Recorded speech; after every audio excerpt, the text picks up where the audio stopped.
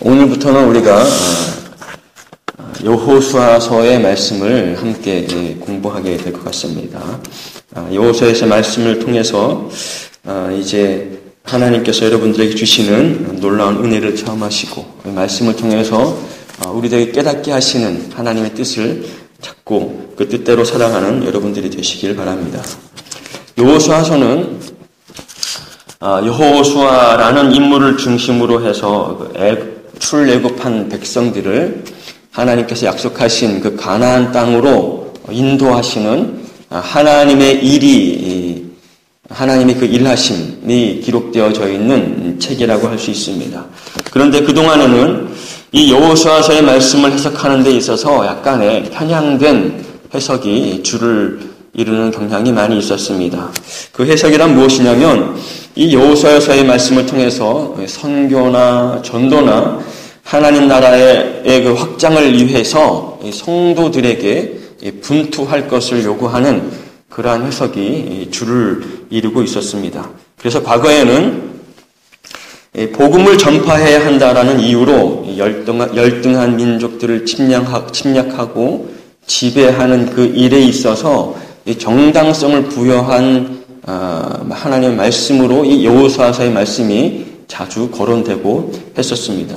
그러나 이 여호수아서는 단지 그런 식으로만 해석을 하게 되면 성경에서 진정으로 우리들에게 가르쳐 주고자 하는 그 본 의도를 왜곡하게 되는 일을 그러한 우를 범할 수 있는 것이 그러한 해석이라고 할 수 있습니다.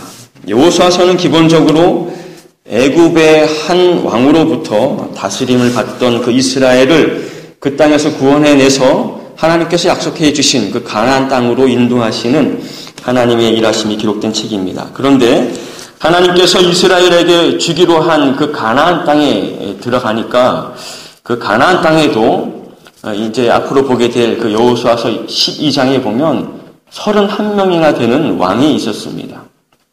그러니까 애굽의 왕으로부터 이스라엘을 구원하신 하나님은 다시 가나안에서 그 31명이나 되는 왕을 진멸하시고 왕이 없는 하나님의 나라를 만들어 주셨던 것입니다. 왜냐하면 이스라엘에게는 하나님만이 진정한 왕이시기 때문에 그렇습니다. 세상의 왕은 아무리 좋은 왕이라 할지라도 백성들을 억압하고 압제하는 그 일에 있어서 자유로울 수가 없기 때문에 그렇습니다.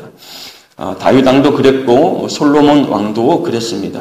그러나 진정한 왕이신 하나님은 우리의 구원과 필요에 조금도 부족함이 없도록 은혜를 베풀어 주시는 분이 바로 우리 하나님이십니다.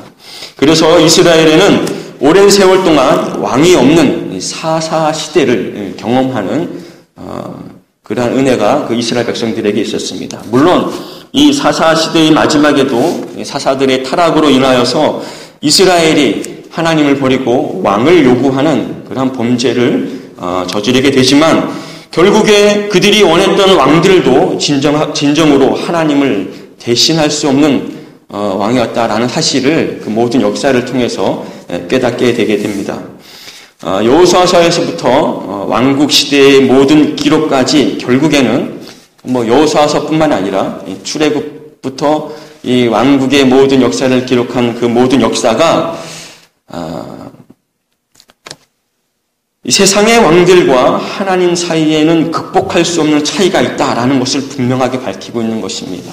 무엇이냐면 모든 인생들은 하나님만을 진정한 왕으로 모실 때에만 진정한 복과 참된 안식을 누릴 수 있다라는 사실을 이스라엘 역사에서 우리들에게 가르쳐주고 있는 것입니다. 이스라엘 역사뿐만 아니라 창세기부터 요한계시록까지 전체의 핵심 메시지가 인생의 모든 진정한 왕은 하나님밖에 없다라는 사실을 우리들에게 알려주고 있는 것입니다.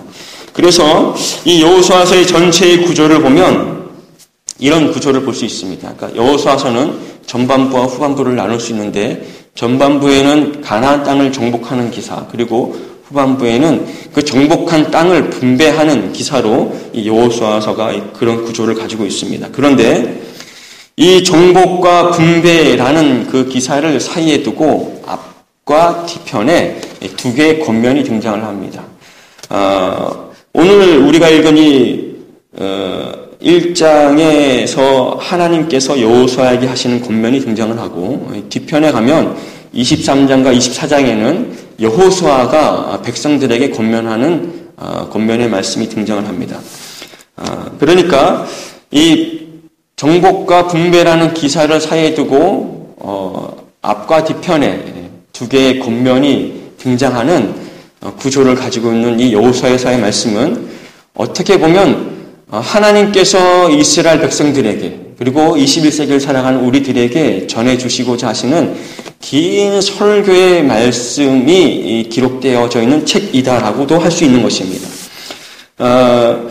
그 앞편과 뒤편에 등장하는 이 권면에는 아주 중요한 유사성을 가지고 있는데 그것은 1장 7절의 말씀에 등장하는 우로나 좌로나 치우치지 말라라는 이 말씀이 23장 26절에 동일하게 등장을 합니다. 그러니까 우로나 좌로나 치우치지 말라라는 이 말씀이 앞편과 뒤편에 등장하는 하나의 긴 설교라고 할 수 있는 것이죠.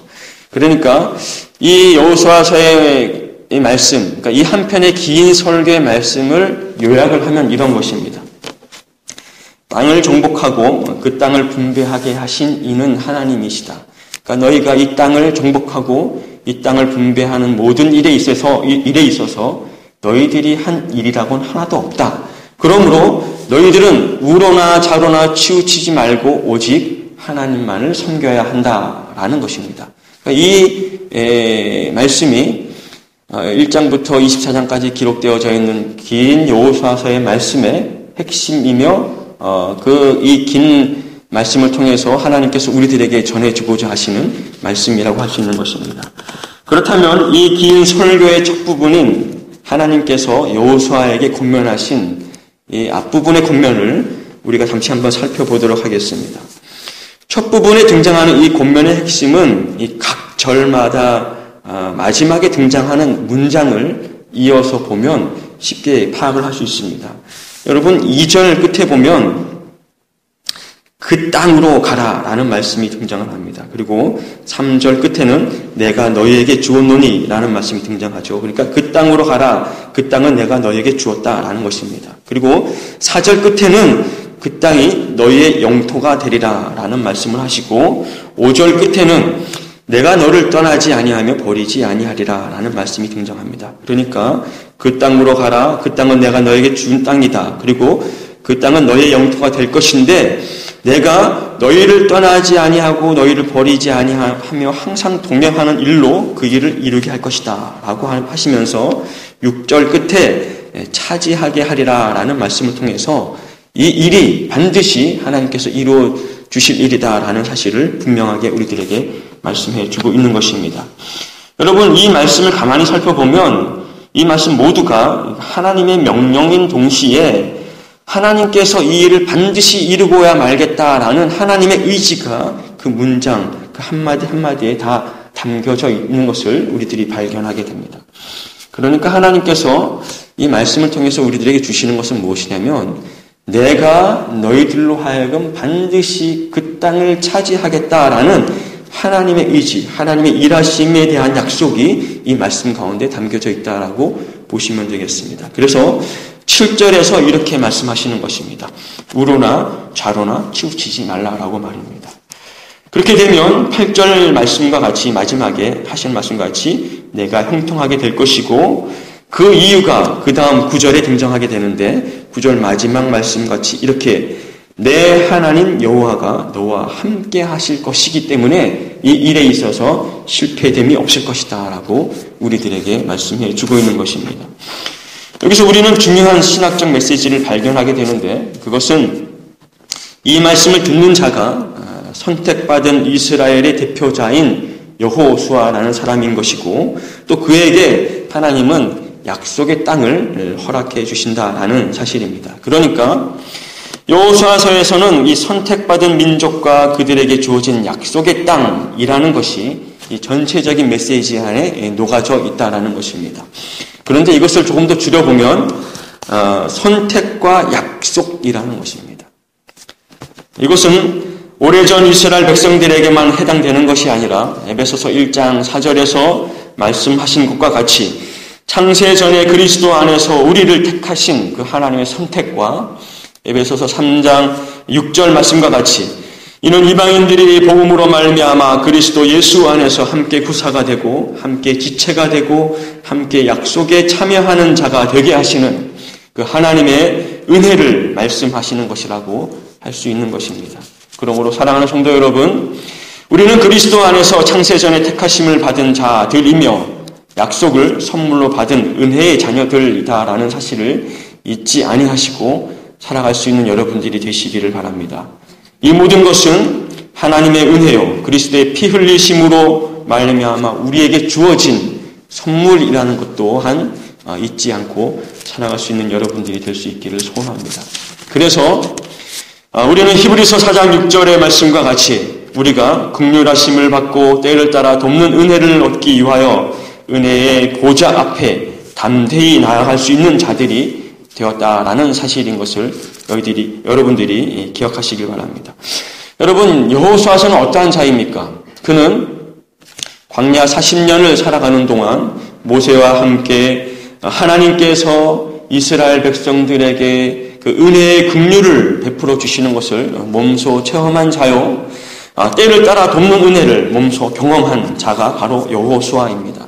그렇기 때문에 그는 오늘 본문 9절에서 내가 네게 명령한 것이 아니냐 강하고 담대하라 두려워하지 말며 놀라지 말라 내가 어디로 가든지 내 하나님 여호와가 너와 함께 하느니라 하시는 이 말씀을 듣고 그 말씀을 수긍할 수밖에 없는 존재이며 그 말씀에 순종할 수밖에 없는 존재가 바로 이 여호수아다라는 사실을 우리는 알게 되는 것입니다.